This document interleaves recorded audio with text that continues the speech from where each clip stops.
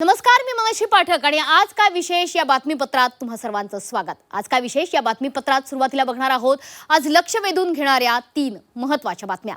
पहिली मोठी बातमी आहे ती म्हणजे भोंदू अशोक खरात प्रकरणातील। भोंदू अशोक खरातच्या खात्यामध्ये बोगस खात्यांमधून कोट्यावधी रुपये वर्ग झाल्याची माहिती मिळते। तसंच खरातच्या पत्नीच्या अटकपूर्व जामीन अर्जावर सुद्धा आज न्यायालयात सुनावणी पार पडणार आहे। तर दुसरी मोठी बातमी आहे ती म्हणजे मल्लिकार्जुन खरगेंसंदर्भातली। काँग्रेसचे राष्ट्रीय अध्यक्ष मल्लिकार्जुन खरगे यांनी चेन्नईतल्या एका पत्रकार परिषदेत पंतप्रधान नरेंद्र मोदींबाबत एक वादग्रस्त विधान केलं होतं। या वक्तव्यानंतर भाजप सुद्धा आक्रमक झाली आहे। तर तिसरी लक्ष वेधून घेणारी बातमी आहे ती म्हणजे पहलगाम हल्ल्यासंदर्भातल्या। पहलगामच्या दहशतवादी हल्ल्याला आज 1 वर्ष पूर्ण झालंय।